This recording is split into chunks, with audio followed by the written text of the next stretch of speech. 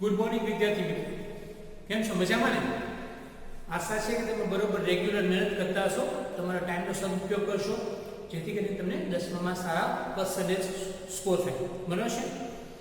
આપણે સ્વાધ્યાય 1.2 કાલે ચાલુ કરી દીધું છે અને આજે સ્વાધ્યાય 1.2 કન્ટિન્યુ કરી છે. ક્વેશ્ચન 1 નો પાંચમો ક્વેશ્ચન બાકી છે, તો એ આપણે કરીએ છીએ. બરાબર છે? 74 29 છે. આપણે આને ગુણાકાર સ્વરૂપમાં દર્શાવવાના છે. અવિભાજ્ય અવયવોને આપણે ગુણાકાર સ્વરૂપમાં દર્શાવવાના છે. બરાબર છે? 74 29 તો અહીંયા 9 છે એટલે આપણે એને 3 થી ભાગી શકીએ, 5 થી ભાગી શકીએ. એટલે ભાગવાનું નો ભાગે તો પછી અવિભાજ્ય અવયવથી ભાગવાના છે. 3 થી ભાગવાના છે, 5 થી ભાગવાના છે. 5 થી નો થાય તો 7 થી ભાગશું, 7 થી નહીં થાય તો 11 થી નહીં થાય, 13 થી નહીં થાય તો 17 થી નહીં થાય તો 23 ઇતના ભાગવાના છે. તો 74 29 ને આપણે 3 થી ભાગ્યા છે. જોજો રફ કામ તમને બતાવ્યું છે થોડું ઘણું. તો અહીં એક શેષ વધે છે એટલે આ અવયવ આપણો હાલે નહીં. બરાબર છે? કેટલાથી ભાગ્યું? 5 થી ભાગ્યું. અહીં કેટલી શેષ વધે છે? 4 વધે છે. આ પણ હાલશે નહીં. બરાબર છે? 7 થી ભાગવાનું છે, શેષ વધે છે. 11 થી ભાગ્યું, શેષ વધે. 13 થી ભાગ્યું, શેષ વધે. અને અંતે આપણે 17 થી ભાગવાનું છે. જોયું 17 કેવી શેષ આવે છે? 0 છે. એનો મતલબ કે આપણો ભાગ 17 થી 4 છે. બરાબર છે? તો 17 * 437 કરીએ તો આપણો જવાબ 74 29 આવે છે. કેટલો આવી જાય? 74 29. હવે 437 ને આપણે ભાગતા જવાના. એ 7 છે એટલે 3 થી 5 થી 7 થી 11 થી 13 થી મારે 19 થી ભાગવાના છે. અને વધુ સરખામમાં બતાવી બોર્ડ નાનું પડશે એટલા માટે. હવે 437 ને 19 થી ભાગીને ભાગશો ને તો શેષ 0 આવી જશે. એટલે આપણે ટૂંકમાં 437 ને 19 થી ભાગીશું. અને અહીં કેટલા આવશે તમારો? તો કાંઈ 23 આવશે. એટલે આ બેનો ગુણાકાર 19 * 23 કરશો તો તમારો જવાબ કેટલો આવી જાય? 437. હવે આ બે અવિભાજ્ય અવયવ છે એને ભાગી શકાય નહીં. એટલે આપણો દાખલો પૂરો થઈ ગયો. બે સ્ટેપમાં દાખલો છે. બરાબર છે? તમારો જવાબ શું આવે? 74 બરાબર તો કે 17 * 19 * 23. આવો તમારો જવાબ આવે. બરાબર છે? તમારો જવાબ શું આવશે? 74 29 બરાબર 17 * 19 * 23. આ ત્રણેયનો ગુણાકાર કરો એટલે તમારો જવાબ કેટલો આવી જાય? 74 29. બરાબર છે? અહીં વર્ગ તમારા માટે થોડું રાખ્યું છે એટલે લખવાનું છે 74 29 બરાબર 17 * 19 * 23. તમારો જવાબ ફાઇનલ આવી જશે. એક સ્ટેપ તમારા માટે ખૂબ છે, તમારે લખી લેવાનું છે. બરાબર? આગળના દાખલામાં કરાવ્યું છે, રફ કામ પર તમને બતાવ્યું છે. હવે એના પછીનો દાખલો એટલે કે ક્વેશ્ચન નંબર 2. ગુસ્સા અને લસા તમે નાના ધોરણમાંથી ભણતા હશો. લગભગ 6માં 7માં 8માં પર તમે ભણી ગયા છો ને. બરાબર છે? તો 3-4 વર્ષથી તમે લસા ગુસ્સા ભણો છો, તો મને આશા છે કે તમને આવડતા જ હશે ને. નહીં આવડતા આપણે કરાવેલા છે તમને. તો અહીંયા બીજો દાખલો છે. ગુસ્સા અને લસા શોધો. આગળ સૂચના આપી છે અને ગુસ્સા * લસા બરાબર બંને પૂર્ણાંકોનો ગુણાકાર થાય છે કેમ ચકાસો. તો આ સૂત્ર મૂકી અને આપણે ચકાસવાનું છે કે આપણો જવાબ બરોબર છે. ડાબા બરાબર જવાબ આવી જવો જોઈએ. ડાબી બાજુ જેટલો જવાબ આવે ને એટલો જવાબ જમણી બાજુ આવી જવો જોઈએ.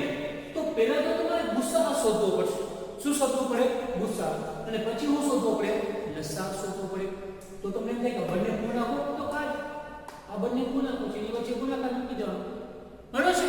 લસા * ગુસ્સા કરશું, એનો ગુણાકાર કરશું એટલો જ જવાબ આવશે. એટલો જ જવાબ આપણે એનો ગુણાકાર નો જોઈએ. ગુસ્સા કેનો શોધવાનો છે ભાઈ? તો કે 26. તમને ખબર છે 13 * 26 થાય, પણ હંમેશા નાની રકમ ડાબી બાજુ લખો એટલે 2 * 13 થઈ ગયા 26. પતી ગયું. હવે આનું કોઈ થાય નહીં. બરાબર? આ રીતના ઈઝી પડશે એટલે લખીશું. 51 પારાઓના જરૂર છે. 13 * 51 કેટલા થાય? 13 * 51. તો 7 * 13 લખીએ તો વધારે સારું, કારણ કે નાની રકમ હંમેશા નાની બાજુ 7 * 13. આનું આ કામ પૂરું. હવે ગુસ્સા એટલે હું તો કે બેમાં સરખો હોય ને સામે એને ગુસ્સા કહેવામાં આવે. મેં અંડરલાઈન કરી જો 13 છે. બરાબર? એટલે તમારો 26 અને 51 નો ગુસ્સા આપણે ગોતીએ ને તો કેટલો આવે? 13. જો અંડરલાઈન કરી. લઘુત્તમ સામાન્ય અવયવ. બરાબર છે? ગુસા તો શોધી લીધું. હવે હું શોધવાનું છે લસા શોધવાનું છે. લસા 26 અને 51 એ તો અહીંથી લખી નાખવાના. આ જે છે એ જ લખી. પણ લસામાં હોય તો કે જે બેમાં સામાન્ય હોય ને એક જ વાર લેવાની, બાકી બધી રકમ લઈ લેવાની. તો અહીં 2 ગુણ્યા કે જે લખા છે 7 ગુણ્યા. હવે લસા 26 અને 51 લસા થાય તો કે પહેલા નાની રકમ લેવાની હંમેશા. તો કે 2 લીધી. પછી નાની રકમ કઈ છે તો કે 7 લીધી. પછી કઈ રકમ છે 13. બે થી સરખી રકમ હોય એક જ વાર લેવાની, બે વાર નહીં લેવાની. કેટલી વાર લેવાની? એક જ. તો આ 13 છે એક જ વાર.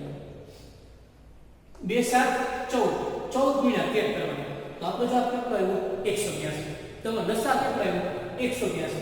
જ્યારે ગુસા કેટલો આવ્યો આપણો? તો કે 13. બરાબર છે? આટલું સમજાઈ ગયું છે. હવે આ શું થશે? ગુસા ગુણ્યા લસા બરાબર બંને પૂર્ણાંકોનો ગુણાકાર. આ સૂત્ર લખો. ગુસા ગુણ્યા લસા બરાબર બંને પૂર્ણાંકોનો ગુણાકાર. ગુસા કેટલો આવ્યો આપણો ભાઈ? તો કે 13. લસા કેટલો આવ્યો? તો કે 182. બંને પૂર્ણાંકોનો ગુણાકાર. બંને પૂર્ણાંકો એટલે 26 અને 51 વચ્ચે કઈ સાઈન મૂકવાની? ગુણાકાર.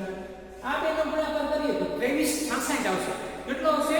2366 એટલે 2366. આ બેનો ગુણાકાર કરશો તો પણ કેટલો આવશે? 2366. અહીંયા જેટલો જવાબ આવે એટલો જવાબ અહીં આવી જાય તો તમારો દાખલો સાચો. બરાબર છે? આ પહેલો દાખલો કર્યો છે. આશા છે કે તમને આવડી જશે. હવે એના પછીનો બીજો દાખલો.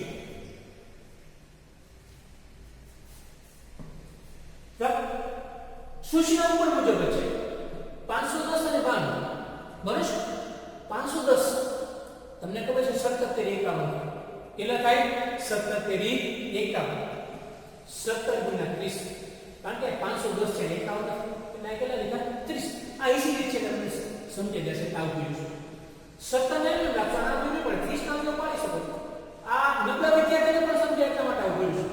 3 ગુણ્યા 10 કરી શકો 30 ના કરી શકો. હા તો કે 3 ગુણ્યા 10. હવે 17 ના આવ્યો નહીં પડે 3 ના આવ્યો નહીં પડે તો એમને લખતા જવાના. 17 ને લખવાના 10 ના આવ્યો હજી પડે તો શું થાય? તો કે 5 * 10 કરો કે 2 * 5 10 લખો. એમાં કઈ ફેર પડશે એટલે 2 ગુણ્યા 5 તો 10 ના આવ્યો પણ આવે. બરાબર એટલે 510 ના બધા આવ્યો. તો પેલા હંમેશા નાની રકમ લેવાની હોય. આપણે ગોઠવી નાખવાનું 2 ગુણ્યા 3 ગુણ્યા 5 અને ગુણ્યા 17. બરાબર સમજાઈ ગયું? આ ગુસા આવ્યો હજી. પછી આપણે ગુસા 510 નો મળ્યો. હવે કેવો કરવાનો છે? 92.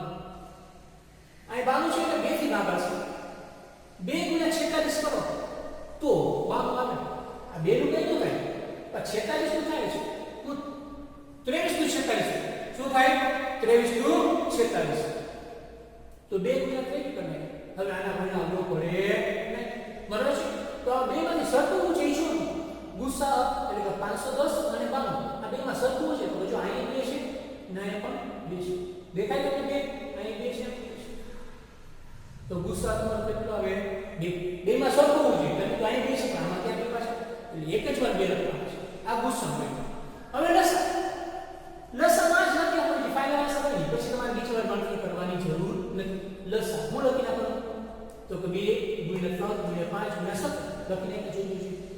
92 માં આપણે લઈ લીધું છે કોઈ છે 2 ગુણ્યા 2 ગુણ્યા 30 લખીને. માનો આમાં બધી જ રકમ આવી જાવી છે પણ જે સરખી હોય એક જ વાર લેવાની. એ ખાસ છે લસા 510 ને 92 આ બે બંનેમાં છે એક જ વાર દેખા. પછી અહીં દેખાય 2 તો પછી નાની રકમ સરળ કરો પછી તો કાર્ય દેખાય પછી 5 લેખા 5 પછી તો કે 17 પછી કોણ બાકી તો કે 30. આ બધી રકમ આવી જવી જોઈએ પણ જે સરખી રકમ હોય એક જ વાર. આ બે છે એક જ વાર. આ બીજા પાછા જે છે તે લેવા. બરોબર છે?